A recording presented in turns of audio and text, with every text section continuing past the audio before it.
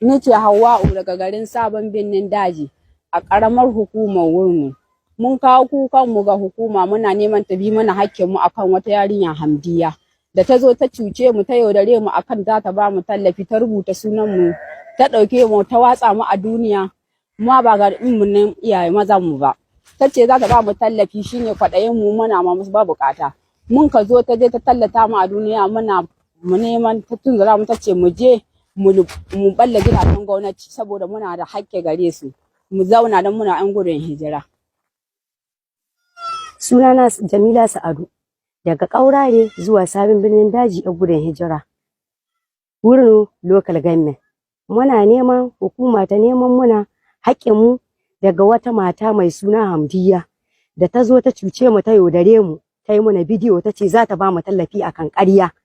Muka tashi ba da sanin mazajen auren mu ba. Muka je ta yi mana bidiyon ta yaɗa mu a duniya kowa ya gan mu. Ta ce mu tahi mu ɓalle makarantun ne da asibitoci da gidajen gwamnati mu shiga mu zauna matsayin mu na 'yan gudun hijira. Ta tunzura mu.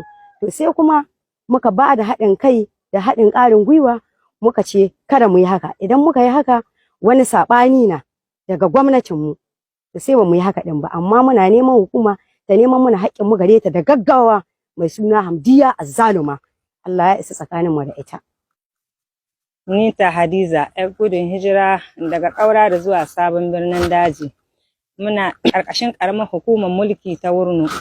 Muna neman hukuma ta nema muna haƙƙin mu zuwa ga wata yarinya mai suna Hamdiya da ta cutar da mu muna matsayin matan aure ta fitar da mu ta yi mana bidiyoya ta cuce mu.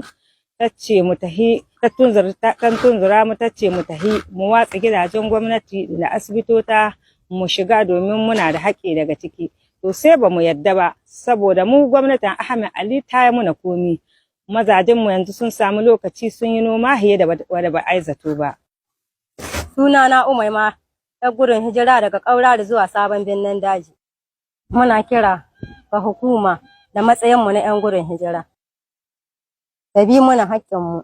Wata mata mai suna Hamdiya da ta zo ta yaudare mu bisa ga ƙarya wa za ta ba mu tallafi da matsayinmu na 'yan gudun hijira. Ba mu shawara cewa gwamnati na zaluntar mu. Mu tafi mu buɗe gidajen gwamnati mu zamna a matsayin muna 'yan gudun hijira. Allah ka isan muna ga wagga mata da ta so ta tunzura mu domin mu ɓata dukiyar gwamnati. Ni Marafa Yakubu, hakimin Sabon Birnin Daji a cikin ƙaramar hukumar Wurno. Ina kira ga hukuma da bi mana haƙƙinmu ga wata yarinya da aka ce ma Hamdiya wadda ka yawo gari tana cewa tana ba da tallafi bisa ga ƙarya. Ta ce kuma a Sabon Birnin Daji ta zama na mai gari ban san kakanta na sashen uwa ba ban san kakanta sashen uwa ba balle ita. Ina kira ga hukuma da bi mana haƙƙinmu ga wagga yarinya ta zo garinmu ta tunzura mana mutane.